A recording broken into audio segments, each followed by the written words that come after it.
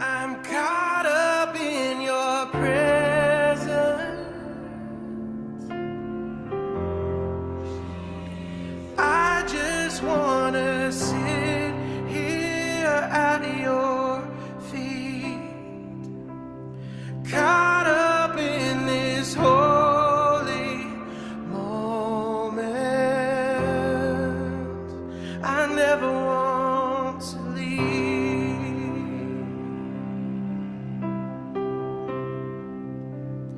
I'm not here for blessings.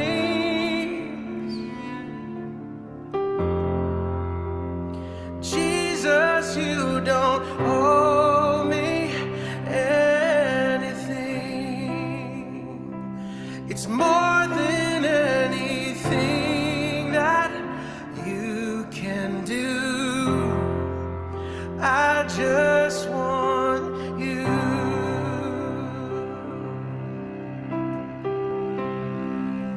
I just want you, nothing else,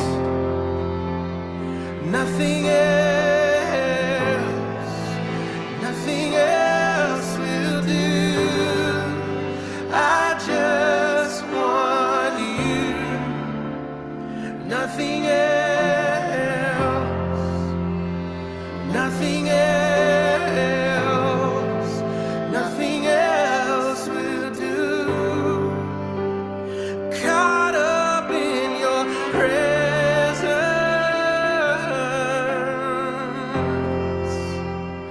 I just wanna sit here at your feet. Yeah. Caught up in this holy moment. I never want to leave. Jesus, I'm not here for blessings. No, no, no, no. Jesus, you don't owe me anything. It's more than anything that you can do. I just want you. Yeah, I just want you. Nothing else, nothing else, nothing else will do. I just want you, Lord. Nothing else, nothing else, nothing else will do. Oh, hearts cry out, Lord. Yeah, yeah.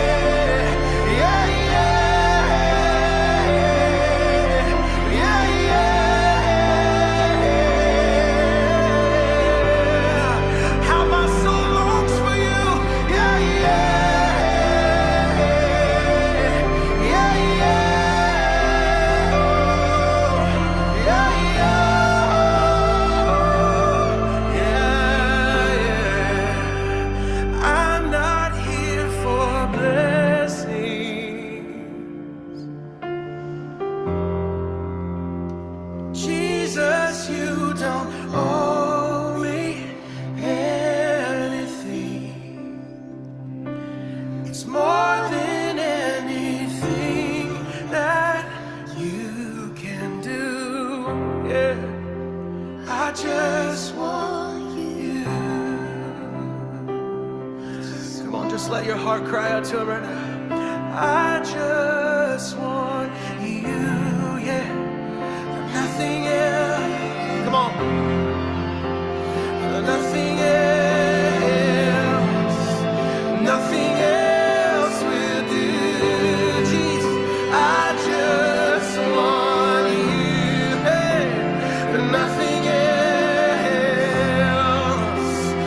Nothing else.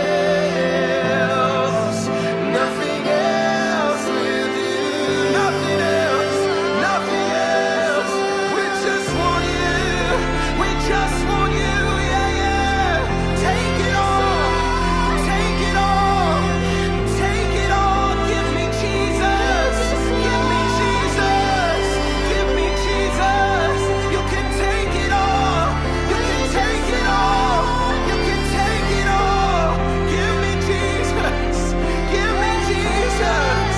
Everything this world has to offer. You can take it all. Give me Jesus. Yeah, yeah. Yeah, yeah. Whoa, whoa.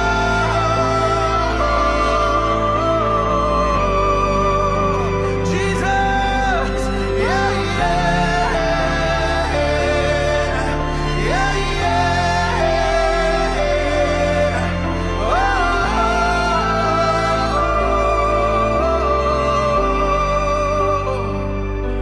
You can take it all. You can take it all. Everything this world has to offer. Give me Jesus. Give me Jesus. You can take it all. You can take it all. Give me Jesus. Give me Jesus.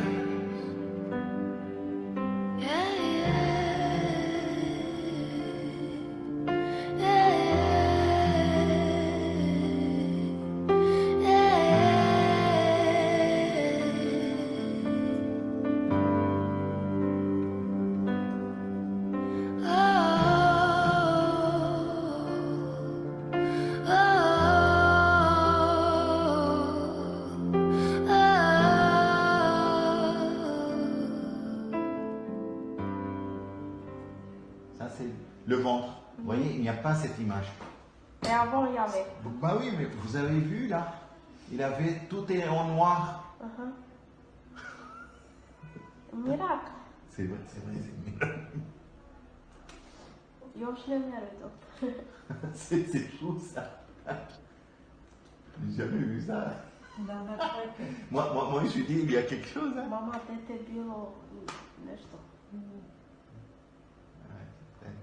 Vous voyez ces deux mains?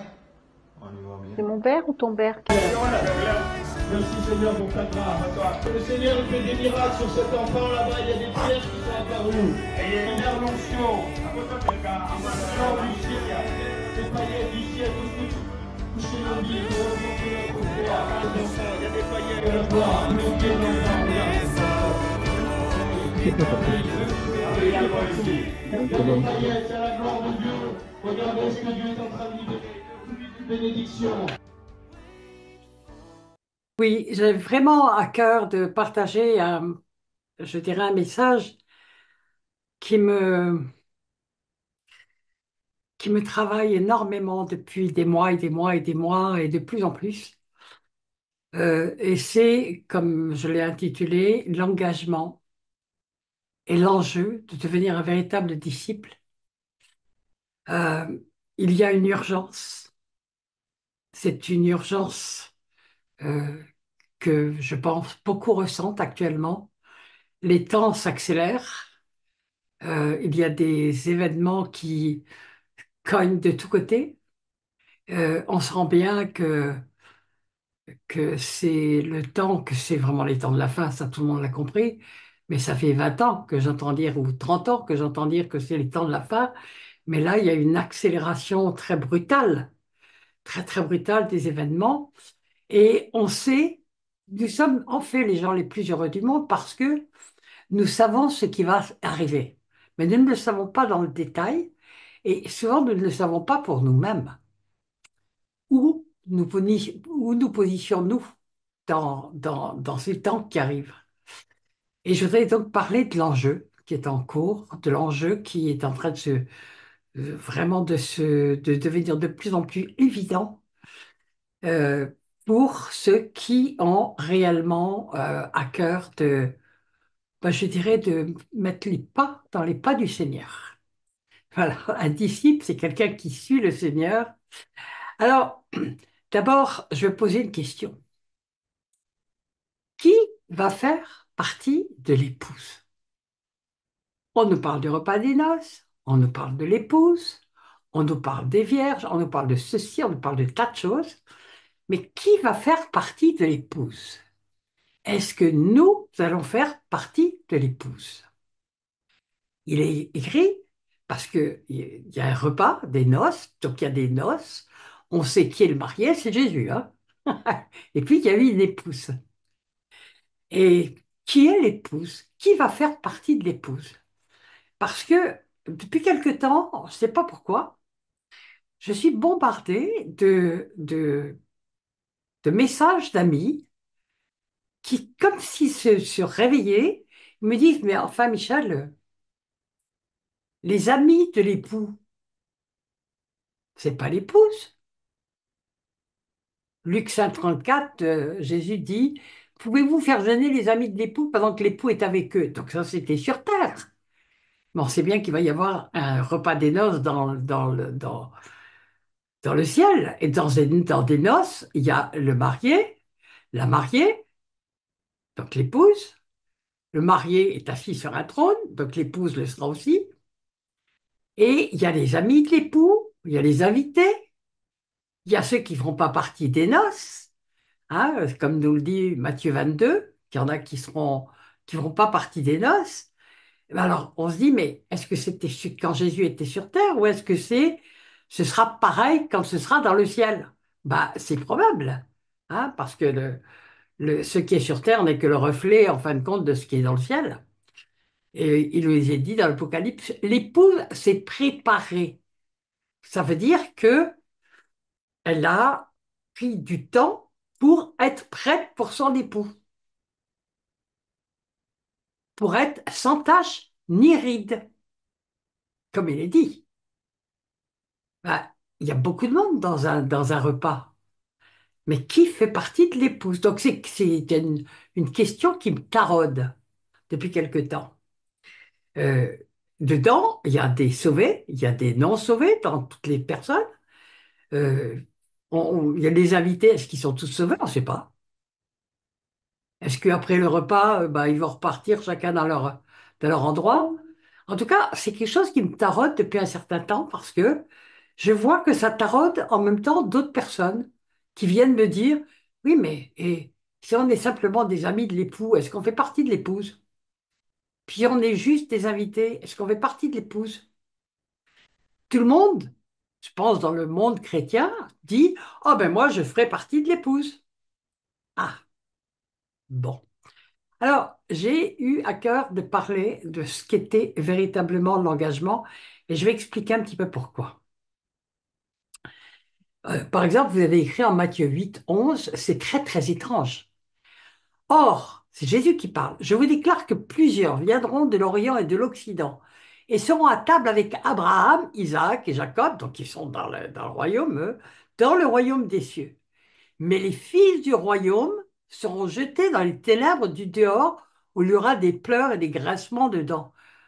Quelle drôle de chose! On ne nous dit pas les païens, on ne nous dit pas les rétrogrades. On dit qu'il y a des fils du royaume qui seront jetés dans les ténèbres du dehors, etc. Donc il faut voir tout ce que Jésus dit, ceux qui commettent l'iniquité, etc., etc. Alors, il faut que j'explique le pourquoi de mon, de ma, de ce, de de ce message qui me taraude, mais qui me taraude depuis longtemps, parce que en 2008, donc ça date, vous voyez, je suis pas toute jeune, mais en 2008, j'étais à Annecy, je faisais un séminaire, et puis j'ai souvent raconté cette histoire, mais je tiens à la re-raconter parce qu'elle m'a été confirmée il n'y a pas longtemps. Euh, J'étais là dans un séminaire où étaient rassemblés beaucoup de gens qui étaient des chrétiens de longue date, qui étaient venus, qui étaient normalement des chrétiens engagés. Et tout d'un coup, le Seigneur m'ouvre les yeux spirituels. C'est très, très impressionnant. Et il y avait peut-être 80 personnes et je vois des rangées de cadavres. Il y avait quelques vivants au milieu. J'ai eu un choc. Je n'ai même pas cru ma propre vision. J'ai dit non, c'est une illusion. Je ne sais pas ce que c'est. C'est une illusion. C'est pas possible. C'est pas possible. Pour moi, c'était pas possible parce que tous, ou presque, j'en connaissais en tout cas beaucoup, beaucoup d'entre eux. Et pour moi, c'était tous des chrétiens très engagés, etc. Et je voyais quelques vivants et les autres, ça. Et puis, j'en ai parlé. Personne ne s'est senti concerné. Et puis, le Seigneur m'a emmené dans une deuxième assemblée. J'ai vu la même chose. Puis dans une troisième assemblée, j'ai vu la même chose. Et là, j'ai été secoué comme un prunier parce que j'ai dit, mais Seigneur, qui est-ce qu'on a fabriqué? Des disciples ou des croyants? Tu nous as dit de faire des disciples.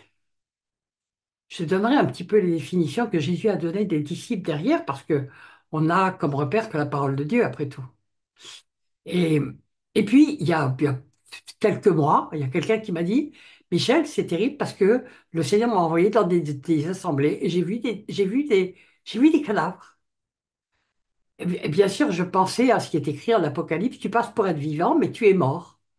Mais raffermis ce qui est près de mourir. Donc, il y a quand même de l'espérance.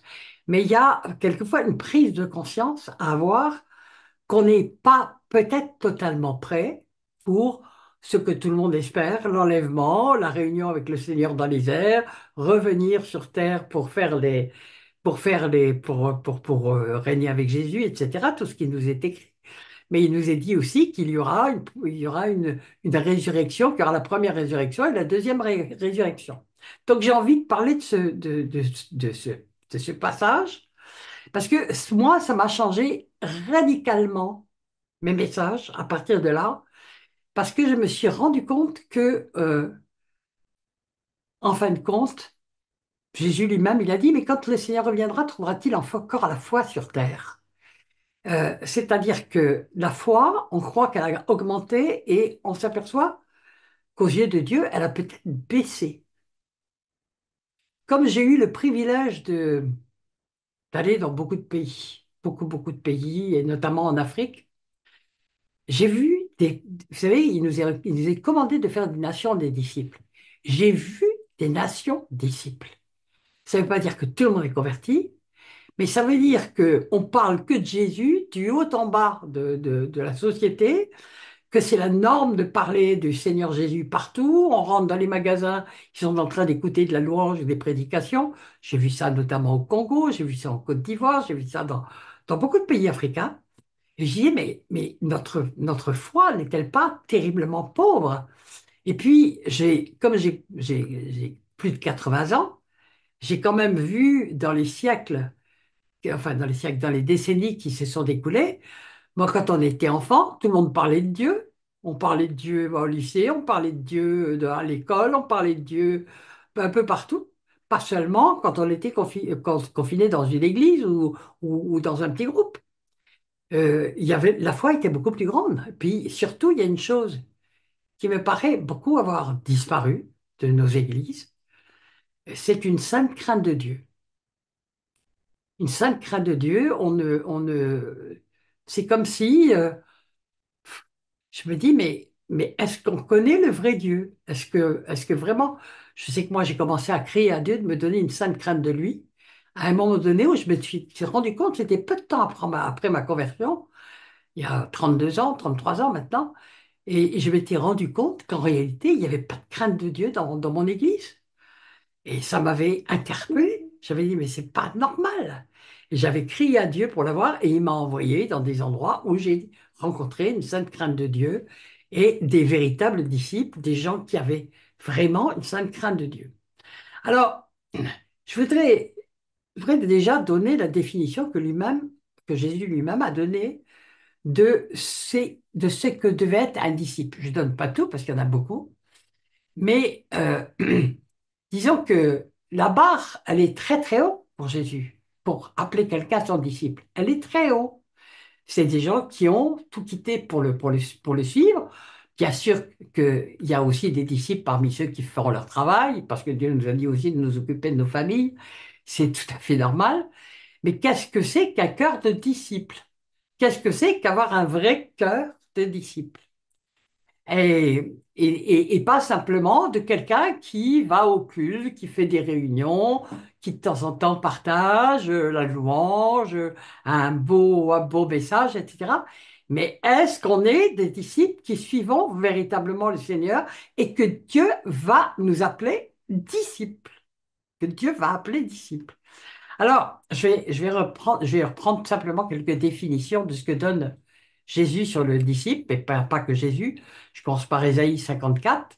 Le Seigneur, l'Éternel, m'a donné une langue de disciple, attentif, pour que, par ma parole, je sache fortifier ceux qui sont fatigués. Et il me fait tendre l'oreille matin après matin, afin que je l'écoute comme un disciple. Bon, déjà, on sait qu'une des caractéristiques du disciple, c'est qu'il écoute le Seigneur et qu'il est attentif à ce que le Seigneur peut lui dire. Donc, il va lire la Bible, il va écouter, il va se mettre dans l'écoute du Seigneur, un peu comme Marie, vous savez, qui était au pied de Jésus, puis qui l'écoutait. Elle avait la position type du disciple, d'accord? On continue avec ce que dit Jésus. Luc 14, 33. Ainsi donc, quiconque d'entre vous ne renonce pas à tout ce qu'il possède, ne peut être mon disciple. Waouh! Ça a souvent été très mal compris. Renoncer à tout ce qu'on possède, ça ne veut pas dire renoncer à sa maison, ça ne veut pas dire renoncer à tout ce qu'on a pu avoir, mais tout simplement se rendre compte que tout ça nous a été donné par Dieu et que ça lui appartient. Donc, ça ne m'appartient pas, ça appartient à Dieu, il en fait ce qu'il veut. Hein, comme Job, il dit, Dieu a pris, Dieu a donné, Dieu a repris, béni soit le Seigneur. Amen. Alors, on continue. Luc 14, 27. Et quiconque ne porte pas sa croix et ne me suit pas ne peut être mon disciple. Ah, Seigneur, mais qu'est-ce que c'est que la croix? C'est un morceau de bois? Bon. Et puis, on va prendre Luc 9, 23. Puis il dit à tous, si quelqu'un veut venir après moi, qu'il renonce à lui-même. Alors ça, c'est encore autre chose. Qu'est-ce que ça veut dire? Qui se charge chaque jour de sa croix. Comment chaque jour? Jésus, il l'a pris qu'une seule fois. Et qu'il me suive. Donc, nous devons comprendre ce que c'est. D'abord, qu'il renonce à lui-même. Ah, c'est le mot, je dirais, c'est le mot de basique du disciple, c'est le renoncement. Renoncer à tout ce qu'on possède, ça veut dire, Seigneur, tout ce que j'ai est à toi et t'en fais ce que tu veux. Bon, renoncer à soi-même. Aïe, renoncer à soi-même. C'est pas facile. C'est pas facile. C'est souvent un chemin difficile. Parce que renoncer à soi-même, c'est renoncer à ses projets, à ses ambitions, à tout ce qu'on a espéré, à tout sur Terre, bien entendu sur Terre, parce que ben, on est assis avec le Seigneur dans les lieux célestes, et que si on est dans le monde, on n'est pas du monde, comme Jésus l'a dit en Matthieu 17. Il a dit, ils sont dans le monde, mais ils ne sont pas du monde. On fait partie du royaume. Donc on est des fils du royaume. Et le disciple, il est ambassadeur du royaume. Sa mission sur terre, c'est d'être ambassadeur du royaume, c'est d'être une lumière, c'est d'être le sel de la terre. C'est plein de choses que le Seigneur a dit.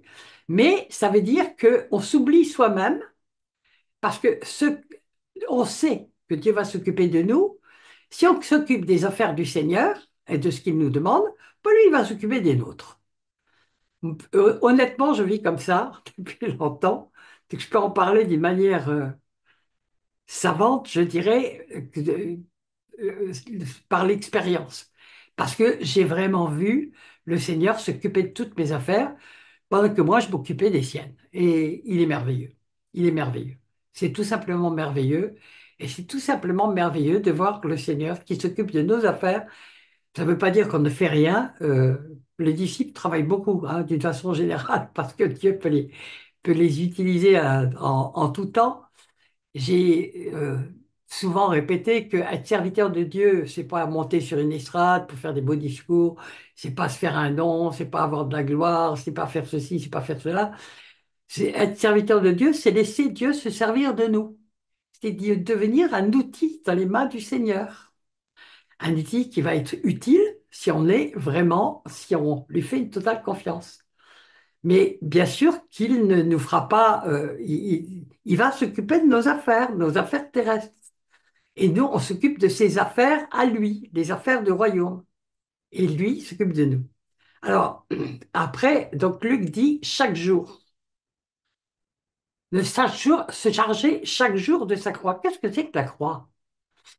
Il faut comprendre que la croix a un sens, en dehors de tous les sens que l'on connaît, hein, du lieu où Jésus a été crucifié, évidemment. Mais la croix a été, je dirais, la mission ultime de Jésus, qui pourtant a fait des tas d'autres choses, hein. Il a fait quantité de choses, mais sa mission ultime était de passer par la croix, d'être mis à mort, de ressusciter.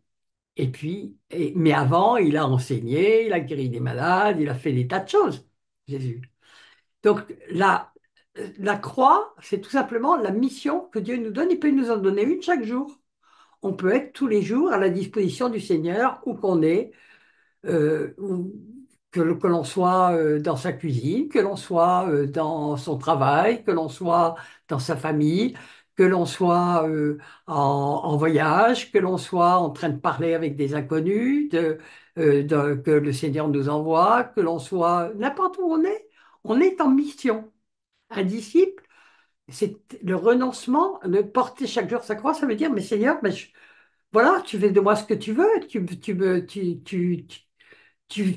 as fait cette journée, voilà, on le chante ça, voici la journée que le Seigneur a faite. Eh bien oui, c'est lui qui l'a faite, la journée, et il l'a faite aussi pour chacun d'entre nous. Chaque journée est nouvelle, et dans chaque journée, il peut nous donner une mission pour être son disciple.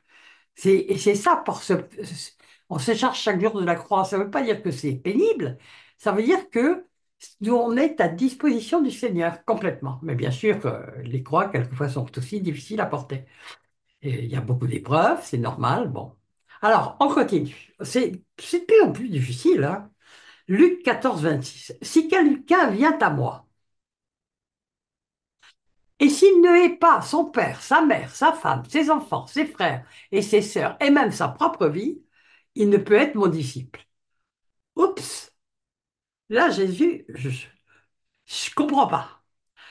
Tu me dis que je dois aimer mon prochain et tu me dis en même temps que je dois haïr mon père, ma mère, mes frères. C'est difficile à comprendre. En fait, on met du temps pour comprendre parce que quelquefois, on s'aperçoit que les liens normaux, familiaux, amicaux, etc., sont plus importants que nos liens avec le Seigneur et peuvent manger les liens du Seigneur. En plus, quand on a une mission parmi des gens comme des musulmans, euh, même des catholiques ou des hindous, peu importe, des païens ou des gens d'autres religions, euh, les païens, c'est ce qu'il y a de plus facile presque, mais les gens d'autres religions, souvent, sont obligés de faire des renoncements fous pour pouvoir suivre Jésus. Quelquefois, c'est au prix de leur vie qu'ils sont obligés de partir, de suivre le Seigneur. Que j'ai rencontré, j'espère que vous en avez rencontré aussi, beaucoup de musulmans qui se sont convertis à Christ, eh bien, ce qu'ils disent toujours, c'est souvent qu'ils sont obligés de se sauver pour ne pas être tués, tout simplement. Mais je l'ai vu chez les orthodoxes, c'était pareil. Chez les juifs, le poids de la famille est terrible, il est très, très, très lourd. La personne qui change de religion, parce qu'ils estiment changer de religion, ils croient qu'on a une religion, ils estiment qu'on est des traîtres ou qu'on est des fous. Moi, dans ma famille, ils m'ont pris pour une illuminée. On était des fous. Et donc, c'est pas simple du tout. Alors, quel est, donc, on a appelé chrétiens très facilement des gens, et pourtant, chrétien dans la Bible, c'est quelque chose qui a un mot très, très, très, très spécifique, puisqu'il est dit d'ailleurs qu'en Acte 11, 26, ce fut en Antioche que pour la première fois, les disciples furent appelés chrétiens. Donc, les chrétiens sont des disciples de Christ. Euh, chrétien, d'ailleurs, ça voulait dire petit Christ, c'est-à-dire comme Christ. T'es comme Christ. Et c'est aussi ce qui nous est dit en Éphésiens 4, que le but de tous les ministères qui sont donnés, des enseignements qui sont faits, c'est pour amener toute personne à à la stature parfaite de Christ. Je crois qu'on en est tous loin. Mais c'est le but que Dieu nous donne. Jésus a dit, soyez parfaits comme votre Père est parfait. On est là, ben, on dit, mais Jésus, c'est impossible. Mais c'est le but que Dieu nous donne. C'est pas d'être des habitués d'une religion, des habitués d'église, c'est d'être, ou même d'aller chercher un petit moment d'onction avec le Seigneur. C'est vrai que c'est formidable d'être entre frères, de communier ensemble, de louer ensemble, de sentir la présence de Dieu ensemble, etc. Mais est-ce qu'on est vraiment des disciples? La part du Seigneur, pas moi qui l'ai écrit ça, c'est très très haut. C'est très haut. Mais ce que je voudrais donner, c'est l'enjeu aussi qui va avec ça. Alors, je vais continuer un petit peu.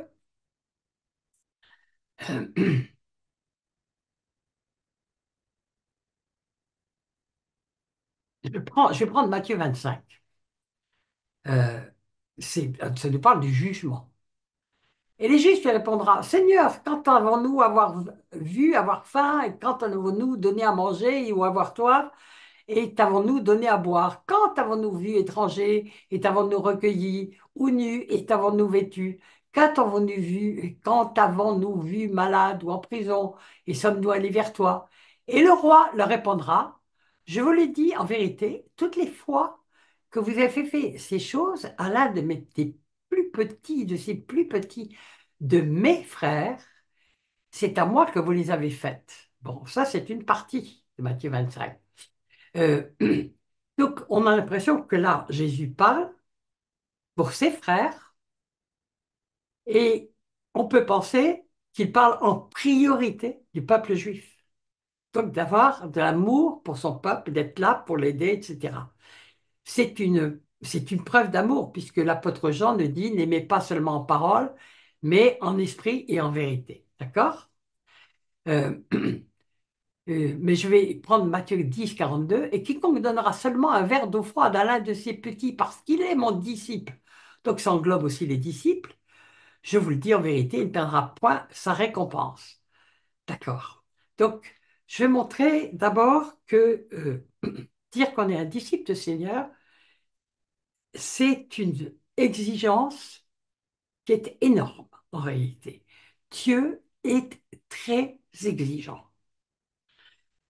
Et on a eu tendance à nous proposer souvent un Dieu humaniste, laxiste, tolérant, euh, fermant les yeux sur tous nos défauts. Bah oui, on a tous des défauts, on est d'accord, mais le défaut, ça peut être aussi un péché, tout simplement.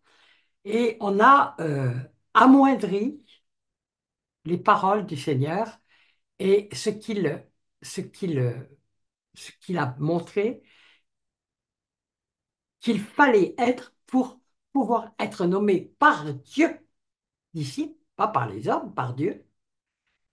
et ni par nous-mêmes, parce que, il y a beaucoup de propres justes qui disent, on voit ça dans Matthieu 18, oui, mais moi, heureusement que je ne suis pas comme ci, comme ça, comme cela, etc., et comme pas comme un tel qui est comme ci, comme ça. Et Jésus lui-même dit, vous voyez, c'est comment il s'appelle, le publicain, c'est-à-dire le collecteur d'impôts, qui lui est en train de dire pardon parce que je suis mauvais, je suis méchant, etc. Il dit, c'est celui-ci qui sortit justifié plutôt que l'autre. Donc, il est très difficile de faire de soi des propres justes parce que la caractéristique du propre juste, c'est qu'il se compare aux autres. Alors que la caractéristique d'un disciple, c'est qu'il n'a qu'une vue, c'est Jésus. C'est à Jésus qu'il veut ressembler. Et il se contentera jamais de peu parce qu'il sait que le Seigneur ne se contente pas de peu. Alors, on dit aussi, on reconnaît l'arbre à ses fruits. Quels fruits? C'est pas les bonnes œuvres qui sont des fruits. Même les francs-maçons, les athées, les musulmans, tout le monde fait des bonnes œuvres pour se donner bonne conscience, entre autres. Mais les seules bonnes œuvres, nous dit la parole, c'est celles qui sont préparées d'avance par Dieu. Donc, il y a chercher, savoir ce que Dieu veut et être en obéissance, parce que quand c'est Dieu qui fait, c'est écrit dans Matthieu 26, Seigneur, tu mets en nous la paix parce que tout ce que nous faisons, c'est toi qui l'accomplis pour nous. C'est-à-dire que Dieu a préparé les choses d'avance et nous fait rentrer dedans par amour en réalité. Il n'a pas besoin de nous, mais il le fait par amour pour pouvoir se servir de nous parce qu'il est comme un papa. Un papa, il aime, il fait pas les choses à la place de ses enfants. Il aime les faire participer pour qu'ils apprennent à faire et il aime les voir grandir. Dieu, il n'est pas différent. Il est un père parfait, donc il n'est pas différent aussi. Donc il veut nous associer à la croissance de son royaume. D'accord? Euh, alors les fruits, on les voit un petit peu partout. Et on les voit aussi, par exemple, dans les familles. Qu'est-ce qui se passe? Qu'est-ce qui se passe quand les gens ne sont plus au milieu des chrétiens? Est-ce qu'ils sont les mêmes quand ils sont parmi les chrétiens ou est-ce qu'ils ne sont pas les mêmes quand ils sont plus avec les chrétiens? Est-ce qu'ils ont deux visages? Alors Jésus nous a dit, c'est à l'amour que vous avez les uns pour les autres qu'on vous reconnaîtra. Qui est ce on? C'est facile de parler d'amour. Je t'aime, je te fais des bisous, tiens, des petits smileys maintenant, on met des petits cœurs et des émoticônes partout. Mais d'abord, gentil n'aimait pas seulement en parole, mais en acte et en vérité. Mais Jésus, il met devant un commandement, c'est un commandement. Il nous dit, c'est un commandement de Jésus, il nous ordonne de nous aimer les uns les autres. Et, et, et pourquoi et, qui est ce on? C'est à l'amour que vous aurez les uns pour les autres que l'on vous reconnaîtra. Vous savez, les païens ne s'y trompent pas. Ils savent reconnaître le véritable amour. L'amour qu'on a pour eux quand on les regarde, quand on veut les amener à Christ. On peut rien faire si c'est pas par amour. On peut pas faire ça comme des mécaniques. Ça peut pas fonctionner. À moins que la parole de Dieu ait été prononcée et la parole de Dieu ne revient pas sans effet, mais quand même, euh, c'est vraiment l'amour, c'est ce qu'il y a de plus puissant. C'était une force tout à fait remarquable. D'accord?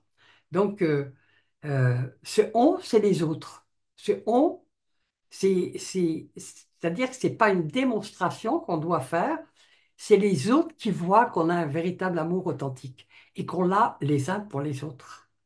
Et ils le reconnaissent. Ils disent, ils voient la différence avec le monde tout de suite. Alors, donc les païens, je le vois très très bien. Alors, eux, et on ne peut pas les tromper, et ils reconnaissent l'hypocrisie tout de suite. Je voudrais vous parler de la moisson parce que nous arrivons dans la moisson. La moisson est déjà en cours dans beaucoup de pays. Il ne faut pas se tromper. Je vais pas lire toute la parabole. On parle du blé et de l'ivraie. Le blé, on sait, donne le pain. Le pain, c'est évidemment la parole de Dieu. Et puis, la livret, ben, ça, livret, ça veut dire un mot qui sème cisanie, ça sème la division. Et puis, en plus de ça, c'est un poison. D'accord, c'est un poison. Et je continue. C'est en Matthieu 13, 39.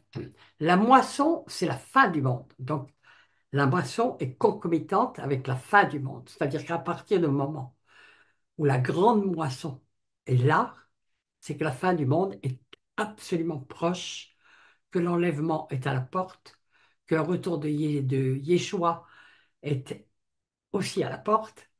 Et donc, c'est un temps extraordinaire. Je pense que tous ceux qui sont ici vont le vivre parce que ça a commencé. Ça a commencé. Mais de quel côté est-on? De quel côté est-on? Or, je continue, or, comme on arrache l'ivraie et qu'on la jette au feu, il en sera de même à la fin du monde. Les fils de l'homme, là on parle de Jésus bien sûr, enverra ses anges qui arracheront de son royaume tous les scandales et ceux qui commettent l'iniquité. Ils les jetteront dans la fournaise ardente où il y aura des pleurs et des grincements du monde, des grincements de dents. Il en sera de même à la fin du monde. Les anges viendront séparer les méchants d'avec les justes. Ils les jetteront dans la fournaise ardente où il y aura des pleurs et des grincements de dents. C'est dur, c'est pas un évangile facile tout ça. Euh, il y a plein de places hein, dans le royaume. Il y a plein de places en dehors aussi, et il y a plein de places en enfer. Hein, il y a des endroits plus ou moins chauds en enfer. Par exemple, Jésus a dit, et toi, Bethsaïda, et s'il y avait eu les miracles qui ont été faits au milieu de toi, avaient été faits dans Sodome et Gomorrhe, ces villes se seraient repenties, aussi tu seras jugé plus sévèrement. Tu es juste. Il y a les ténèbres du dehors, et dans le paradis, on voit qu'il y en a qui sont sur le trône, il y en a qui sont sous le trône, il y en a qui sont sur la mer de glace. Il y a plein de places, il y a plein de places, mais c'est pas toutes ne sont pas toutes ne sont pas sur le trône. OK? Euh, alors,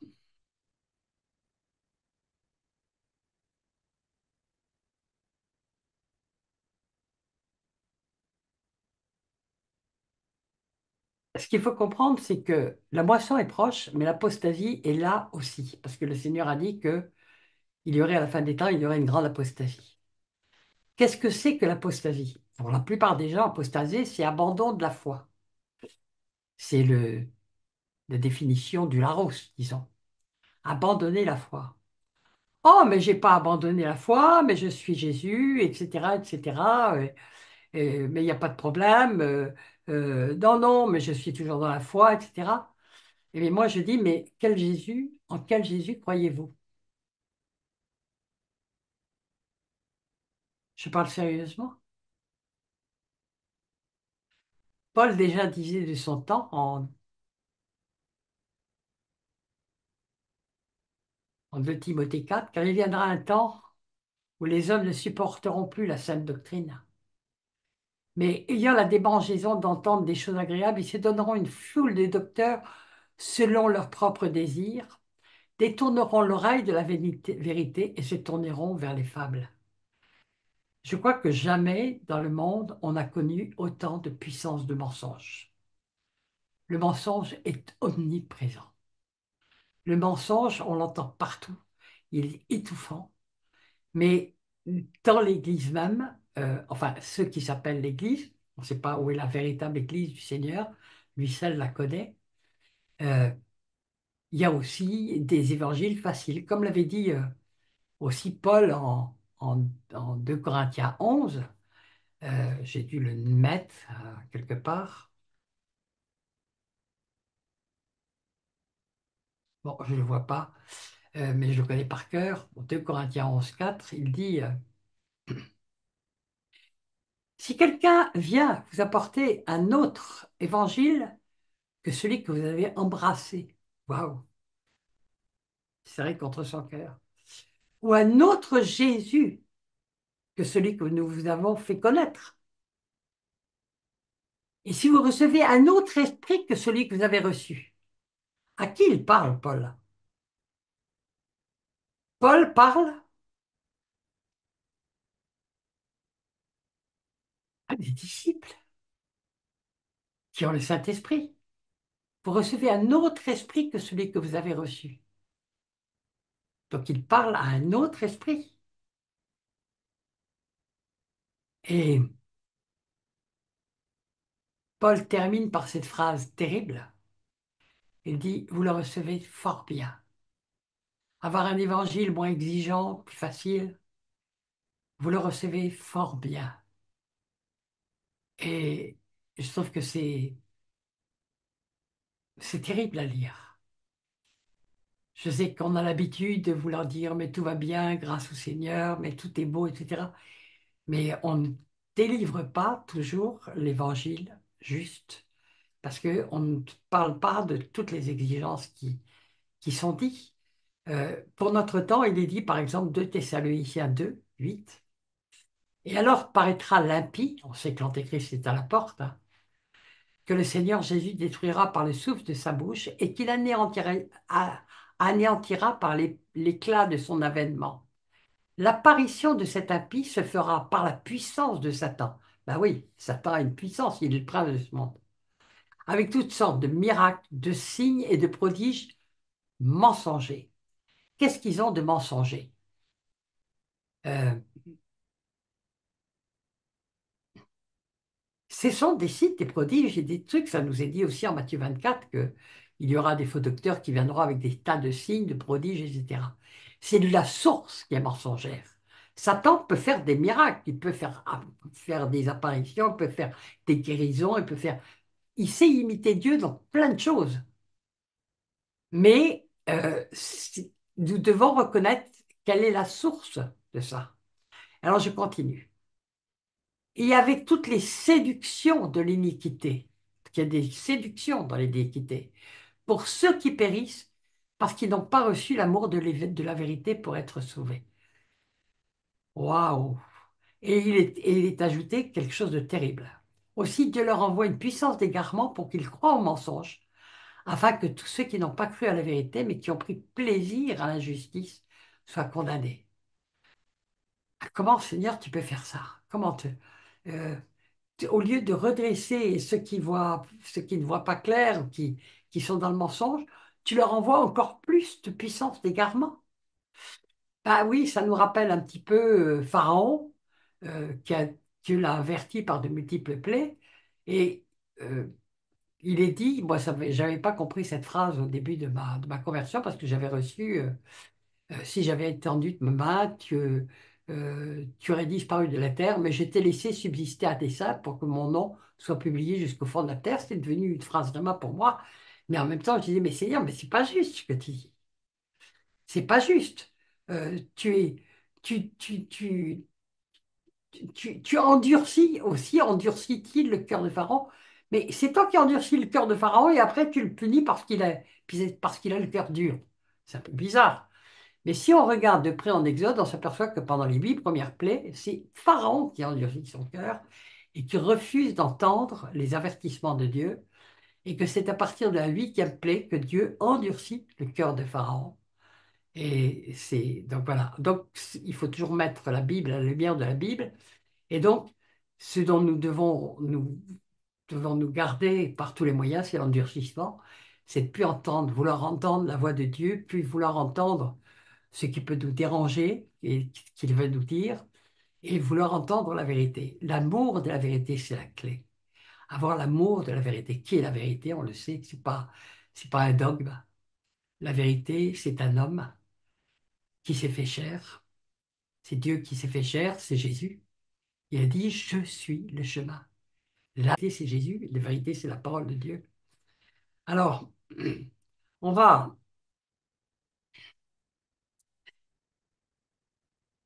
je vais pas être trop trop longue parce qu'on a passé déjà beaucoup de temps.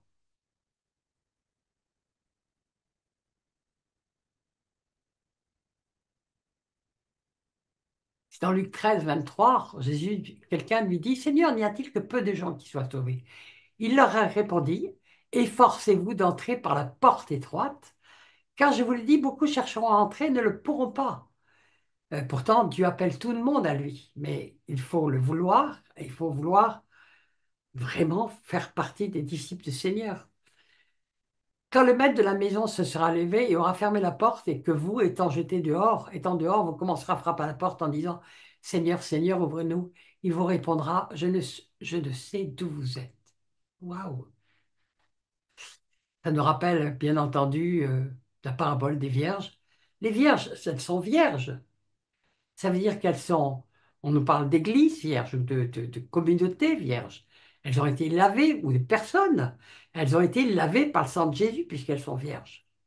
Et pourtant, on sait qu'il y en a la moitié qui n'auront pas d'huile. Ben, si elles n'ont pas d'huile, c'est elles ne sont pas suffisamment en communion avec le Saint-Esprit et qu'elles ne se nourrissent pas tous les jours de ce qui permet justement de se remplir d'huile. On a donné beaucoup d'interprétations à ça, mais l'huile, c'est l'onction. L'onction, eh ben, c'est la présence de Dieu. Et si on n'est pas très souvent en présence de Dieu, comment peut-on l'entendre? Comment peut-on le suivre? Et je voudrais parler de l'enjeu. Parce que être un disciple, ça paraît très dur. En réalité, si on a rencontré le Seigneur, et je parle bien de rencontre avec le Seigneur, rencontre personnelle. Moi, je me souviens, et je crois que tous ceux qui l'ont fait se souviendront toujours de l'instant de leur conversion quand on passe de la mort à la vie. On est face à Jésus. Moi, je me suis senti enveloppé de lumière. Et j'ai été à terre pendant des heures. J'ai eu un peu une conversion comme celle de Saul. Et, et je me suis vu tel que j'étais. Je me suis vu dans cette lumière. J'ai vu mon état de perdition absolue, mais en même temps, je voyais ce qu'était l'œuvre de la croix. C'est-à-dire, c'est même pas descriptible, que simplement parce que je croyais à cette œuvre, eh bien, le Seigneur prenait tout mon péché, me l'ôtait de moi. Et il a fait de moi, en quelques heures, enfin, quelques heures où je suis resté par terre quand je me suis relevé, j'étais une nouvelle créature. Et c'était en février 92, je m'en souviendrai toujours. Et puis, pour moi, c'était évident de devenir une disciple. C'était évident de suivre Jésus. C'était une évidence absolue. Je l'ai fait, ça ne veut pas dire que j'ai pas des défauts, ça ne veut pas dire que j'ai pas des bagarres, ça veut dire des luttes contre moi-même, contre ma chair. Non, on n'a pas, le plus grand combat, c'est contre notre chair, évidemment. Mais c'est tellement merveilleux d'être un disciple de Christ. Parce qu'on sait qu'on est avec lui. On sait qu'on le suit. On sait qu'il marche avec nous, comme marche dans ses pas. Et les enjeux sont fous. Parce qu'on voit sa main sur nous, sur tout, d'ailleurs, sur tout ce qui se passe, jour après jour. Et on sait qu'il est avec nous tout le temps. On le sait, on le sent. Moi, je lui parle comme s'il était à côté de moi. Je lui parle tout le temps. Et puis je l'entends aussi, qui me répond, il me parle quelquefois par la bouche de certaines personnes, il me parle par la Bible, bien entendu, il me parle quelquefois j'ouvre la télé, il me parle, bon, ok, ça ne m'est pas arrivé souvent, mais ça m'est arrivé quand même. Et puis, mais quelle est notre ambition? Est-ce que nous avons l'ambition que le Seigneur nous propose? C'est de revenir régner avec lui pendant 1000 ans. Mais même avant ça, non seulement c'est ça, hein, mais même avant ça, c'est d'entrer dans ce temps qui est à notre porte, hein. Il a déjà commencé, qui est le temps de la grande moisson. Nous allons voir ce que des, des siècles de générations ont espéré voir avant nous. Nous allons voir la grande moisson, la dernière grande moisson. Dieu est en train de lever une nouvelle église. Ça ne veut pas dire que c'est des gens différents de ceux qu'il avait. Ça veut dire que même dans ces églises anciennes, classiques, il a des disciples qui lui appartiennent, il va les prendre. Et puis, il lève beaucoup de jeunes actuellement qui ont du feu, qui ont du feu, qui vont partout. J'ai des échos, j'ai la chance d'avoir des échos de tous côtés de ce qui se passe un peu partout, dans d'autres pays, mais même en France, dans certains coins, dans certains quartiers. Et je sais que la grande moisson est à la porte et qu'on va avoir des choses extraordinaires. Est-ce qu'on a envie de faire partie de ceux que le Seigneur va pouvoir envoyer dans sa moisson, peu importe si c'est d'aller dans la rue, si c'est par à travers des, des zooms, comme on est en train d'en faire un, si c'est à travers des livres, si c'est à travers, peu importe les outils que Dieu nous donne, mais le Seigneur sait se servir, et peu importe le nombre, c'est pas au nombre que Dieu va nous juger. Euh, je voudrais rappeler, par exemple, ce qui s'est passé avec Philippe dans les Actes. Philippe est à Samarie. Il prêche devant 5000 personnes. Il y a des miracles, il y a des guérisons, il y a des trucs extraordinaires, et pourtant Dieu lui dit, va, tu vas dans le désert, et là tu vas rencontrer un Éthiopien. Et vous connaissez l'histoire de l'Éthiopien, qui est en train de lire Ésaïe 53, et Philippe va convertir cet homme, puis il va être enlevé, il ne va même pas retourner à Samarie, il est envoyé à un hélicoptère, je dirais, spirituel. Il est amené dans Ashdod, et tandis que l'Éthiopien continue son chemin. Mais c'est lui qui a commencé à toucher l'Afrique. Donc, quelquefois, le Seigneur peut mettre sur notre route une personne. Et cette personne, à son tour, va avoir un nombre incroyable de fruits. Donc, soyons simplement dans ces œuvres que Dieu a préparées d'avance. Philippe n'a pas dit, mais je ne peux pas lâcher les 5000 pour un. Non, il a obéi au Seigneur. Donc, peu importe où le Seigneur nous envoie, que ce soit dans notre travail, partout, si nous sommes des vrais disciples, nous sommes en mission et partout, le Seigneur peut nous utiliser. Et si nous sommes des disciples, nous allons voir des choses extraordinaires. C'est au bord. Et puis, nous serons enlevés au devant du Seigneur. Et nous reviendrons avec lui pour régner pendant 1000 ans. Les autres dormiront pendant la poussière. Même s'ils sont sauvés, ils dormiront. Et puis, le jugement dernier, nous savons ce qu'il va être. Euh, Amen. Je lis d'ailleurs Apocalypse 26. Bienheureux est ça celui qui a part à la première résurrection. Sur eux, la seconde mort n'a point de pouvoir, mais ils seront sacrificateurs de Dieu et du Christ, et ils régneront avec lui pendant 1000 ans. Amen. Alléluia. Alors, j'ai envie de dire, qui a être envie d'être du bon côté? Qui a être envie? Vous savez, les disciples, il y en a peu en France. Parce que nos églises ne nous ont pas appris à être des disciples. Moi, le Seigneur m'a fait cette grâce parce que j'ai été appelé tout de suite et puis que quand j'ai eu le choc de la rencontre avec lui, j'ai pas eu la moindre envie de ne pas être un disciple complet. Et ma vie, elle a toujours été sur l'autel. Je sais pas une vantarniste, c'était comme ça. Quand je suis arrivé à lui, j'avais plus rien à perdre. Ma vie, elle était derrière moi, mais en fait, ma vie avec Christ a été extraordinaire parce que c'est passionnant de voir sa main partout. Et je ne donnerai ma place à personne, même si parfois c'est douloureux, difficile, qu'on a beaucoup de combats, qu'on a beaucoup de guerres, de trahisons. Quand on voit l'apôtre Paul, tout ce qu'il a subi, on voit c'est pas un lit de rose.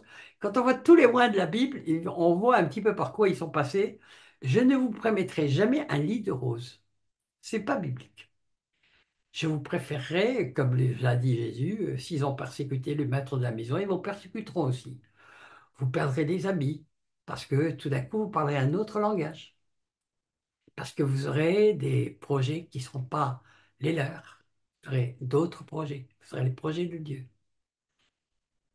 Mais j'ai vraiment envie de faire un appel ce soir. J'espère que cet appel sera relayé après parce que c'est très, très, très fort sur mon cœur. Je crie, je crie, je crie, et de séminaire en séminaire que je fais, c'est mon appel tout le temps depuis quelque temps, c'est est-ce que tu es vraiment un disciple de Christ et est-ce que tu veux devenir un disciple de Christ? Car le Seigneur nous a appelés à faire des disciples, pas des croyants. On n'évangélisait pas dans la Bible avec viens à Jésus, tu auras ceci, tu auras cela, tu auras ceci, tu auras cela, tu auras des gâteaux, tu auras tes problèmes vont être réglés, etc. Jamais vous enverrez ça dans la Bible. Jean-Baptiste, quand il évangélisait, il préparait le chemin du Seigneur, nous dit la Bible. Et il disait, race de vipères, qui vous a appris à fuir la colère à venir? C'était pas tout à fait ça. Et même Pierre, quand il évangélise, quand il se lève parmi les 11, ben, qu'est-ce qu'il va dire? Il va rappeler au peuple tous ses péchés, et ils sont convaincus de péché. Il dit, mais que ferons-nous? Repentez-vous et soyez baptisés. Waouh! Euh, donc moi, je ne fais pas un appel en disant, venez à Jésus et vous aurez tous vos problèmes réglés du jour au lendemain, parce que ce serait du mensonge, ce n'est pas du tout ce qui est écrit. Je dis, si tu n'es pas disciple et que tu veux le devenir, parce que l'enjeu est gigantesque, et tu ne le regretteras jamais, jamais. On ne regrette jamais d'être un disciple. On ne regrette jamais d'être serviteur de Dieu. Nous sommes tous appelés à être serviteurs de Dieu. C'est pas des propos. Il donne à certains d'être des ministères, mais les ministères, ça veut dire esclavage, hein. Ça veut pas dire trône. Donc, il donne à certains, et là, il leur donne effectivement une mission. La première des missions de tous des 5 ministères, c'est d'enseigner la parole. Mais à tous, il donne des œuvres à faire, il a pour tous des missions. Et à ce titre, tout disciple est serviteur de Dieu. Et là, ce soir, j'ai envie de dire, toi qui m'écoutes,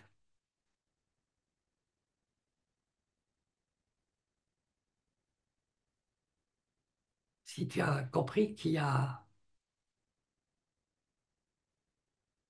les croyants d'un côté, il y a les disciples de l'autre, simples croyants, mais tu as envie vraiment de rentrer sur les pas du Seigneur, de partager sa puissance, de voir ça.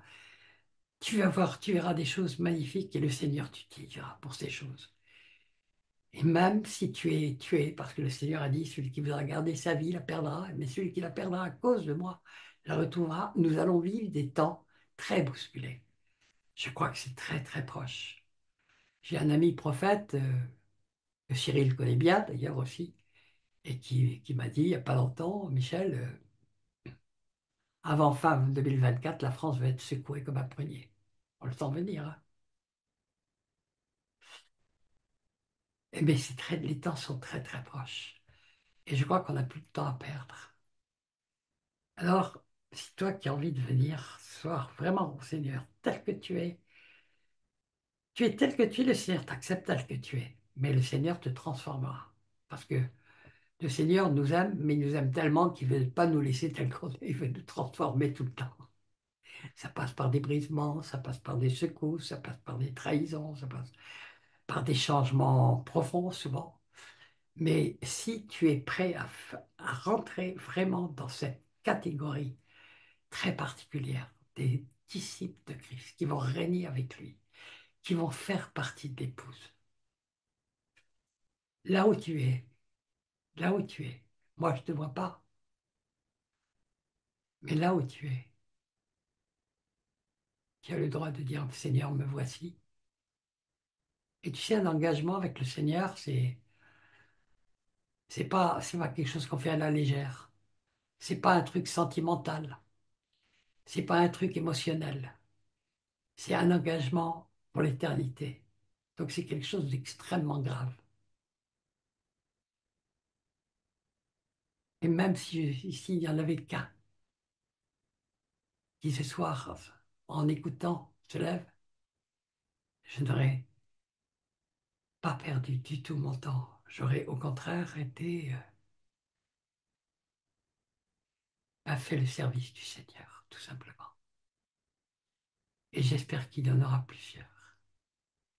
Et j'espère que vous diffuserez ce message pour qu'il y en ait encore plus, qu'il y ait une prise de conscience des temps que nous vivons, que c'est urgent. Maintenant, l'appel du Seigneur, c'est vraiment urgent parce que c'est le temps de la séparation.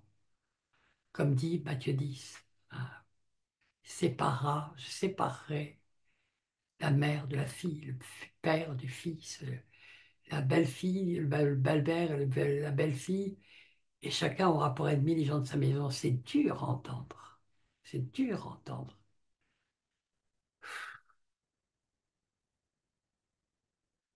Et pourtant, c'est les paroles de Jésus. Et tout ça dans ces temps-là.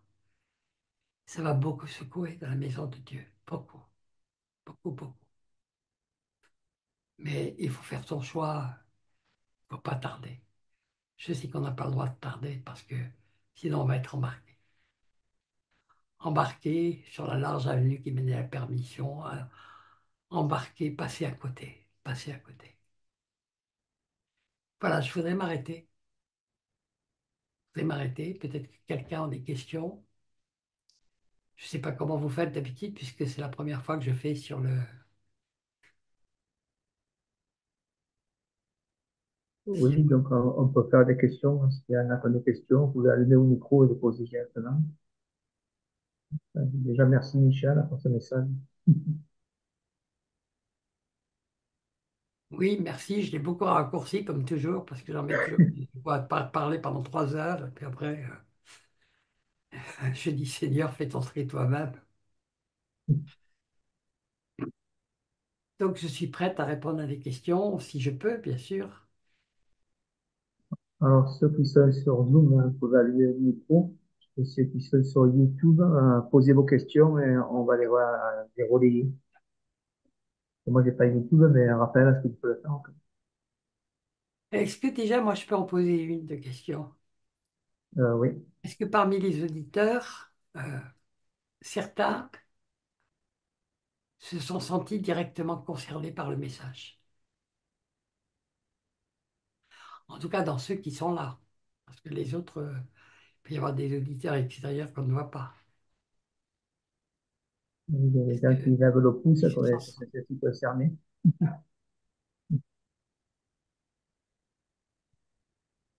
On peut voir un peu de Waouh, place. Amen. Concernés à titre personnel? Oui, il n'y a Alléluia. pas de souci. Ou Donc, vous avez peut-être des que vous ne questions? voulez pas qu'on vous voit. Ça, c'est encore possible. Il y a Monique qui peut poser une question. Alors, Monique, allume ton micro, si tu veux parler. Je n'entends pas. Elle allume son micro. Vas-y, Oui, c'est bon. j'ai pas de questions, mais simplement, je me suis senti tout à fait concerné par le message. Bonjour tous deux. Je vous connais bien. Bonjour, bonjour Bonjour Michel. Michel. Oui, nous sommes concernés, touchés. Amen. Amen, amen. Oui, il y a bien longtemps que je ne vous ai pas vu, mais on se connaît depuis 20 ans, 25 ans. Oh, Oui, 25 ans, ouais. au moins. Au moins, ouais. Hmm. Amen, amen. J'entends parler de vous de temps en temps, par les uns, par les autres. Ah Ouais, bon? Hélas, le monde chrétien en France, il est tout petit, hein. oui. Alors sur YouTube, il y en a beaucoup qui se sentent concernés. Il y a beaucoup, beaucoup de oui qui Ah, s'affichent dans le chat. Voilà. amen, amen, amen. Ça me donne envie de pleurer parce que, waouh, Seigneur, oui, attire à toi ceux que tu appelles. Attire-les, papa, attire-les. C'est tellement important, c'est tellement important. C'est une question de vie, de mort, finalement. Et devenir ton disciple, papa, mais ta servante, c'est quelle grâce, mais quelle grâce, mais quelle grâce. Même si le chemin était très dur, je n'en regrette pas une miette, hein, pas une miette. Il a souvent été très dur, parce que le Seigneur m'a demandé, bah, il m'a donné un chemin un peu particulier à vivre. Mais bon, m'avait taillé avant là-dedans, alors il m'avait taillé pour ça, je le sais bien. Alors donc, bah, je dis merci Seigneur pour tout, tout ce que tu fais. Merci pour la grâce que tu me fais de pouvoir te servir. Et Seigneur, attire à toi, attire, attire, attire, attire, attire, attire tous ceux qui sont prêts à mettre leur cœur à ta disposition, à tout simplement se mettre tout entier sur l'autel et dire Seigneur, me voici, envoie-moi, fais de moi ce que tu veux. Je te fais confiance. La foi, c'est la confiance absolue dans le Seigneur et dans tout ce qu'il a dit. Amen.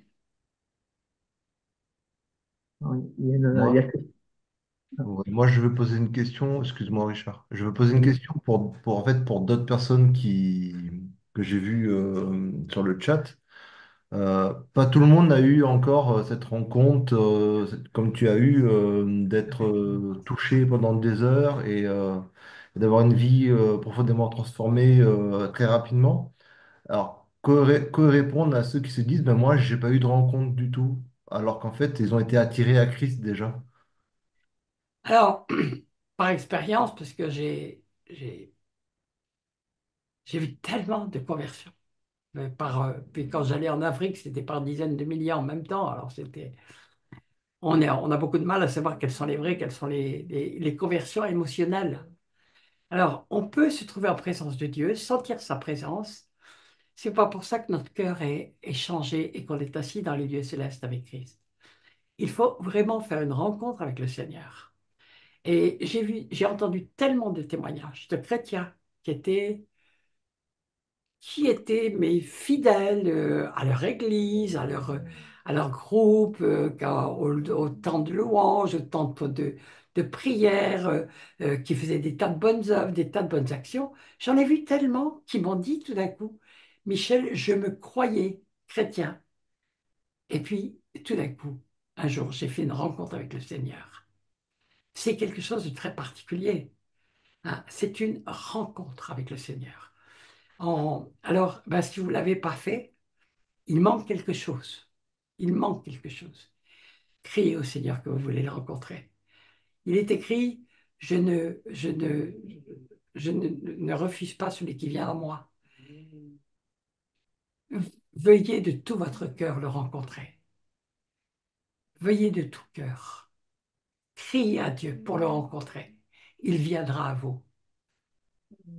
On vient au Seigneur et le Seigneur vient à nous. Criez de toutes sortes. Moi, avant de le rencontrer, je l'ai cherché pendant un an, hein, partout. J'allais partout, dans tous des tas d'églises, chercher le Seigneur. Mais j'avais soif de le rencontrer, mais une soif, une soif, une soif. Et puis un jour, ben, je me suis trouvé comme ça. J'étais enveloppé de lui. Et le changement a été absolument radical. Et on les voit, je les vois avec l'expérience, la différence entre les personnes qui effectivement sont en fait une rencontre avec le Seigneur, personnelle, forte, et ils sont plus jamais les mêmes derrière. Et on voit, ils sont remplis de vie du Seigneur, et puis le Seigneur se sert d'eux, donc les utilise, il les envoie, et on voit la différence. On voit la différence. On est des Bonsoir ambassadeurs de Michel. Christ. Ouais. Bonsoir Michel. Je Bonsoir. m'appelle je m'appelle Jean-Luc Oui. et, je suis prêt à être un disciple de Dieu, mais par contre, j'ai pas fait encore de rencontre avec lui. J'ai pas eu, euh, j'ai pas eu encore cette intimité-là, mais je suis prêt à l'être. Amen. Voilà. C'est pas moi qui fais les disciples, hein. C'est le Seigneur qui fait les disciples. Hein, il est Oui, écrit oui, en Luc oui. 10, Jésus, c'est lui qui les connaît. Et Jésus désigna encore 70 nouveaux disciples. Donc c'est lui qui connaît les cœurs des gens, c'est lui qui les désigne. Mais si, Jean-Luc, vous voulez de tout votre cœur rencontrer le Seigneur, commencez à prendre du temps avec lui et dire, Seigneur, je veux te rencontrer, je veux te connaître. Puis, lisez bien sûr la parole, cherchez à connaître le Seigneur. Cherchez à me connaître, dit Dieu, parce que ma venue est aussi sûre que celle de l'aurore. Mais on le cherche. Mais celui qui le cherche le trouve. C'est écrit. Amen. Donc je te dis, Amen. Jean-Luc, c'est jamais trop tard avec le Seigneur, mais cherchez à le connaître. Cherchez à le connaître. Entendu. Merci beaucoup Michel. Et je vais Soyez prier bénis. pour vous. Je vais prier pour vous. Merci. Père éternel, tu vois, d'abord le courage de Jean-Luc qui vient et puis qui reconnaît qu'il ne t'a pas rencontré. Quand on n'a pas rencontré quelqu'un, on ne peut pas dire qu'on le connaît. On ne connaît quelqu'un que quelqu'un qu'on fréquente. Sinon, on a entendu, comme dit Job, on a entendu parler de lui. Mais mon œil t'a vu, dit Job à la fin, quand Dieu se révèle à Job. Et il se révèle d'une manière extraordinaire. Et c'est éternel, ça, de pouvoir rencontrer le Seigneur. Mais on le cherche. Et si on le cherche, on le trouve. C'est une promesse. Donc, Jean-Luc, Seigneur, amène Jean-Luc à te chercher de tout son cœur et tous ceux qui veulent, comme lui, faire une rencontre avec toi, se trouver devant toi et désormais sentir que tu vis en nous complètement et que ton cœur bat au rythme de notre cœur et que notre cœur bat au rythme de ton cœur et que nous pouvons entendre ta voix parce qu'il est écrit, mes brebis entendent ma voix. Jésus l'a dit. Donc on entend sa voix, c'est pas un truc audible avec une trompette, c'est pas comme ça que ça marche. C'est des convictions qui viennent intérieures. Le Seigneur nous parle par des visions, des images. Il parle tantôt d'une manière, tantôt d'une autre, et jamais à chacun c'est unique. Mais si on n'entend jamais la voix de Dieu, parce que c'est écrit aussi 4 fois, 7 fois dans l'Apocalypse, si quelqu'un a des oreilles, waouh, si quelqu'un a des oreilles, il parle à des millions, des millions, des millions, des millions. Si quelqu'un a des oreilles, qu'il écoute ce que l'Esprit dit aux églises au pluriel. Donc il parle à tout le monde. Mais qu'est-ce qui écoute? Qu'est-ce qui entend? Et ça se termine d'une manière terrible, hein, en Apocalypse 3:20. Voici, je suis à la porte et je frappe. Donc Jésus, il est dehors, il n'est pas dedans. Et il est là, c'est presque suppliant. Je me tiens à la porte et je frappe. Si quelqu'un entend ma voix, ce sont peut-être des dizaines de millions là-dedans. Jésus frappe. Si quelqu'un entend ma voix et qu'il ouvre la porte, je souperai avec lui et lui avec moi. Et là, on nous parle d'intimité. Et on nous parle de la fin des temps. Parce que le souper, c'est le dernier repas de la journée. Voilà. Merci Michel. Bonne soirée à vous.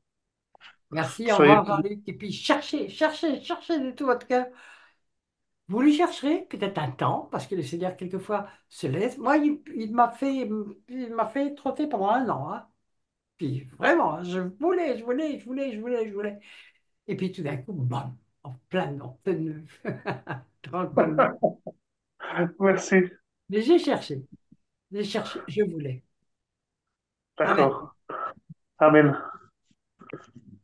Alléluia. Sois béni. Hum. Alors, dans la même idée, pendant le message, je voyais des gens en esprit qui préparaient des tables. Et sur ces tables, il y avait des plats, il y avait des boissons, il y avait quelque chose de festif pour des gens qui allaient arriver. Donc, quelque chose de festif qui se Amen. préparait pour ce soir. Ça, c'est une bonne nouvelle. Mais oui, ça casse aussi un peu l'idée d'avoir peur d'approcher, comme si on allait passer un entretien d'embauche. Non, c'est pas comme ça que ça se passe en moment. Eh ben, amen, amen. Ah, le Seigneur, sa table, hein, il dit, c'est pas rempli, il y en a encore qui doivent venir, là. Allez les chercher dans les chemins, là. Mais oui, Il y a des invités, ils sont pas venus. Bon, bah, allez chercher les autres dans les chemins, allez les chercher, là, dans les chemins boueux. Amen, amen. Dieu veut pas avoir plein de monde. Il va avoir plein, plein, plein d'enfants. Il est tellement amour qu'il a besoin de dispenser son amour à profusion. oui. Ah, il y a Christophe qui pose une question dans son chat. C'est comment faire, hein. Donc, je travaille dans la moisson, j'ai à cœur d'aimer et de bénir, mais je suis loin parfois des standards de Les standards de disciples. Il est loin des standards. disciples. Bah, il faut crier à Dieu et dire tout le temps, Seigneur, fais de moi un disciple. Attention, parce que moi, j'étais tellement loin que le Seigneur, il a dû me mettre en miettes un bon paquet de fois, hein. Mais bon, le canard étant toujours vivant, j'en suis pas morte, mais mais franchement, on sort différent, on sort différent. Le moi, on meurt vraiment à soi, parce que les disciples, c'est une des caractéristiques du disciple, il meurt à soi-même, hein. Et cela nous est demandé. Ça se fait pas en un jour, hein, ça marche pas comme ça. C'est vraiment un chemin tout le long. Avec le chemin, c'est toujours qu'est-ce qu'on a à vaincre? Ben, c'est la chair, hein, c'est la chair, c'est le moi, le moi. Ah, il est grand le moi. Et puis, il n'est pas noyé, le moi n'est pas noyé dans les eaux du baptême, hein.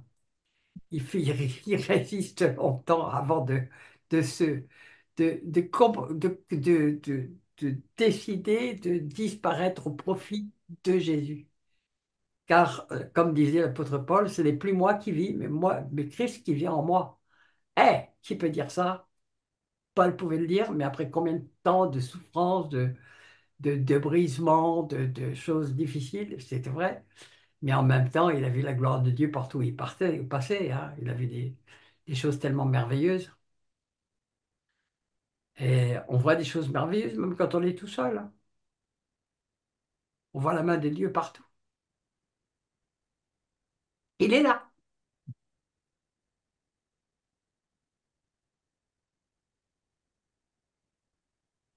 Amen. Quelqu'un d'autre a une question à poser? Mais bon, c'est Christophe. Comment il s'appelait? Christophe, oui. Christophe, ouais. Ben, oui, c'est bien de faire ce qu'on peut, mais est-ce que c'est Christ qui fait à travers nous? Il y a toujours une chose qui m'a frappé, même quand Christ s'était fait homme et était dans sa chair, il faisait des miracles partout. Et pourtant, les gens ne disaient jamais vive Jésus ou gloire à Jésus. Ils disaient tout le temps gloire à Dieu. Ça voulait dire qu'il arrivait tellement à disparaître pour laisser toute la gloire uniquement à Dieu. Ben, c'est pas simple, hein. Ça apprend, c'est un long chemin. Est-ce qu'on n'y arrivera jamais totalement? Ben, je l'espère. Je sais pas combien de temps je vais encore vivre, mais j'ai envie d'être en haut, hein, franchement. Par moment, j'ai vraiment envie d'être en haut et pas en bas. Mais le Seigneur me répond toujours que j'ai pas fini mon travail. Bon, eh ben, je dis, d'accord, Seigneur, on y va. On continue. Sylvia, une question? Alors, Raphaël, est-ce qu'il y a des questions sur YouTube? Des remarques?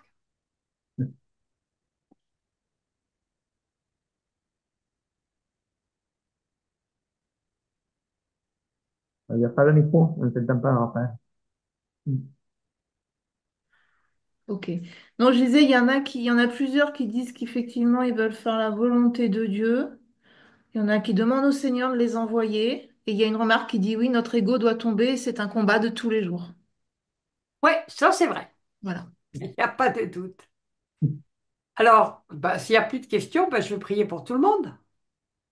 Je vais prier notamment pour tous ceux qui sont déjà disciples, parce que les temps vont être chauds, et ils vont être très, très, très chauds pour qu'on puisse tenir droit, qu'on ne lâche pas la main du Seigneur, et pour ceux qui ne sont pas encore dans la dimension de vrais disciples, qui ne sont pas donc des citoyens du ciel et des ambassadeurs de Christ sur terre, hein, tout simplement, on est des ambassadeurs et témoins de Jésus.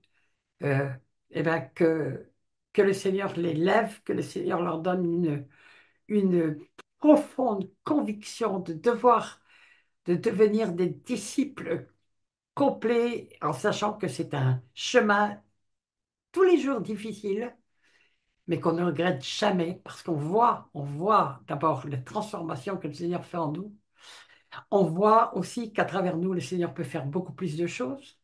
Il peut faire des miracles, il peut faire des guérisons, il peut faire des transformations, il peut amener beaucoup de gens à la conversion. Ça dépend de l'appel et les dons qu'il met sur nous et les missions qu'il nous donne. C'est pas les missions qui manquent. Les fardeaux de Dieu sont géants, tellement il y a de missions actuellement. Le monde va tellement mal, tellement mal. La France va tellement mal. C'est pas les missions qui manquent. Dieu a des missions pour tout le monde, hein. Il y a personne qui est trop petit ou trop grand ou trop vieux ou trop ceci ou trop pas assez ou pas. Ça, on s'en fiche. Dieu s'en fiche complètement. C'est pas ça qui l'intéresse, puisque c'est Dieu qui fait. C'est Dieu qui fait, mais il nous demande simplement notre adhésion totale à sa volonté et puis à vouloir vraiment marcher dans ses sentiers.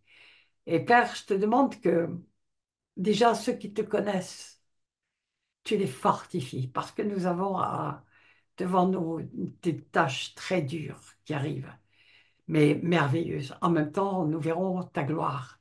Et il est écrit que la gloire de la dernière maison sera plus grande que celle de la première. Nous voyons les choses incroyables qui se passaient du temps des apôtres, du temps de la première Église. Nous allons voir des choses plus grandes. Qui n'a pas envie de voir ça? Qui n'a pas envie de faire partie de cette mission-là?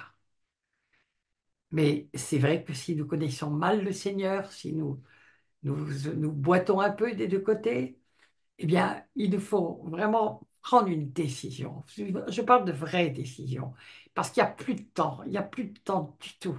Et quand c'est trop tard, c'est trop tard. Après, les portes se ferment. C'est comme dans la parabole des 10 vierges, dans d'autres paraboles, on voit la porte qui se ferme. Et c'est le trop tard de Dieu. C'est trop tard, trop tard, trop tard. Je t'ai appelé, je t'ai appelé. Tu n'as pas répondu maintenant. Je t'appelle encore, il y a encore le temps, on est encore dans le temps de la grâce. Mais la porte va se fermer bientôt, on le sent venir. Donc il nous faut faire un choix décisif pour le Seigneur si on veut le servir maintenant. Comme disait Élie sur le mont Carmel, si Dieu est Dieu, suivez Dieu, mais si Baal est Baal, ben, Seigneur, le faux Seigneur, eh bien suivez-le, mais faites votre choix. Et nous savons ce qui s'est passé, ils ont fait leur choix. Et c'était bien, c'était vraiment bien le choix. Merci mon Dieu, merci Seigneur de mettre ta passion. Carapassionemaya, Tiparapassionemaya. Le Seigneur me montre plusieurs mains qui se lèvent. Il leur donne une épée dans les mains. Euh, et cette épée est tournée vers le ciel. Et, et, et pour recevoir comme un feu, comme une lumière extraordinaire, ce sont des personnes que Dieu appelle à être des prédicateurs de la parole, à être vraiment des évangélistes dans les temps qui viennent.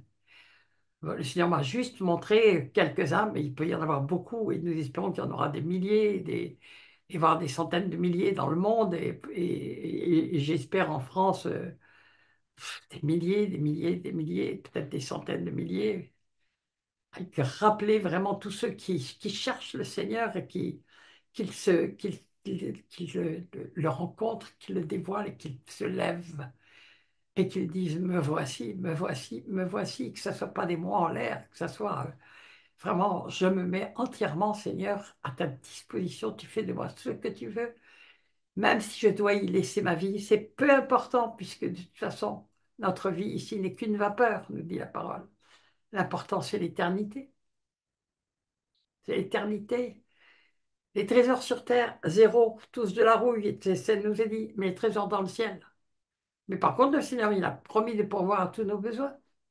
Si on le suit, il pourvoit à tous nos besoins. Dieu est bon, Dieu est grand, Dieu est merveilleux. Je n'ai pas assez de qualificatifs. Eh bien, j'espère qu'il va y avoir beaucoup d'épées qui vont se lever pour entrer au service de la Seigneur. On est des soldats. On rentre dans l'armée du roi des rois. Et on dit, Seigneur, me voici, je ne m'embarrasse pas des affaires de la vie, tu t'occupes de mes affaires. Ça ne veut évidemment pas dire qu'on doit délaisser ses devoirs de famille, ses devoirs, son travail, ni rien du tout, puisque le Seigneur aussi, il est très sévère avec ceux qui veulent marcher dans l'utopie. On n'est pas dans l'utopie, on est sur terre, on a des choses à faire. Partout où on est, Dieu, on a des enfants, on doit s'occuper de nos enfants. Il est dit, celui qui n'a pas soin de sa famille, en particulier des siens, en particulier ceux de sa famille, est un infidèle, il a renié la foi. Il est pire qu'un infidèle. Donc Dieu ne se contredit pas. Mais nous pouvons être serviteurs de Dieu partout où on est. Partout, quelles que soient les choses. Mais simplement, tout lui appartient. On lui remet tout. Il fait ce qu'il veut. C'est notre papa. Il sait ce qu'il y a de parfait pour nous. Il est notre roi. C'est le roi des rois. C'est lui qui règne, c'est lui qui commande. C'est pas à nous de lui dicter ce qu'on a envie de faire ou ce qu'on croit bien de faire. On doit vraiment chercher ce que lui considère comme bien. Amen. Pour chacun de nous, hein. On est tous uniques. Amen, amen. Amen, amen. Alors, merci encore, hein, Michel, pour ce message, pour ces temps. Alors, je rappelle que vous pouvez revoir ce message et cette vidéo sur YouTube et sur la chaîne ACPDV, qui est l'Assemblée chrétienne à la parole de vie. Vous pouvez la revoir, vous pouvez liker, ça fera monter la visibilité. Vous pouvez la transférer à des personnes qui ont besoin d'entendre ce message, qui ont besoin d'avoir des convictions pour s'engager. Visionner, et ceux qui n'ont pas encore pris de décision, ben, je souhaite de prendre la bonne décision et rentrer dans ces aléas qui sont si C'est vraiment une décision. On dit souvent, prenez une décision. Mais on fait une décision souvent sentimentale, souvent émotionnelle. Là, on parle d'un, c'est pas une émotion, c'est pas une décision, c'est un engagement. Un engagement. Quand on s'engage, c'est comme dans un mariage, c'est pour la vie jusqu'à la mort, normalement. Quand on s'engage dans l'armée, on s'engage même si on doit y perdre la vie. Et c'est un engagement. Un engagement, le Seigneur, notre engagement a quelque chose de sacré. Il ne faut jamais oublier, quand s'est engagé avec le Seigneur, il considère cet engagement comme fait et définitif. Ok. Du coup, on va rester là pour ce soir, hein. Merci Michel, sois béni, soyez tous bénis. Passez une bonne soirée, une douce nuit. Et à très bientôt. Que le Seigneur vous bénisse. Au revoir. Au revoir, Amel. Au revoir, au revoir. Oui, Cyril n'a pas pu nous rejoindre, apparemment, il est dans les embouteillages. Ouais. Et il écoutera sur, sur YouTube. Amen. Allez, je vous embrasse tous. Et puis, Merci, hein. il y en a plusieurs que je connais, donc Au revoir. au revoir. Je fais des bisous. Et puis, ben, à bientôt, peut-être, parce que dans le corps de Christ, on est tous appelés à se retrouver là-bas en haut. Ou en bas, dans la moisson. Avant. D'accord. Au revoir. Au revoir. Bonne Merci soirée. beaucoup, À Michel. bientôt. Au revoir, Bye Michel. bye. Merci, Au revoir, Michel. bénédiction. Merci Au Michel, revoir. bénédiction. Amen, amen. Soyez Au bénis. revoir, au revoir. Soyez bénis. Merci. Merci, bénédiction abondante. Ah, Elisabeth. Oh, tu as Je retrouvé. sais qui se cache derrière. C'est ma meilleure amie. Sois très béni. Merci pour la soirée. Amen, amen. Alléluia. Ouais, gloire à Dieu. Alors, je sais pas, c'est moi qui dois couper? On va s'en Alors, occuper. Non, c'est bon, je vais couper. Bonne soirée. D'accord, bonne Au soirée. revoir. Au revoir. Soyez très bénis. Soyez tous bénis aussi. Merci. Amen, amen. Merci pour vos sourires. Allez, go.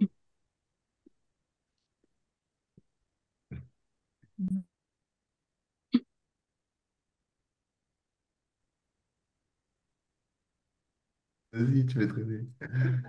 Allez, bye bye. Coupé. Bon, allez, je coupe, hein. Bonne au soirée revoir. tout le monde. Bonne soirée, Ciao. Michel. Attendez, elle vient d'arriver là.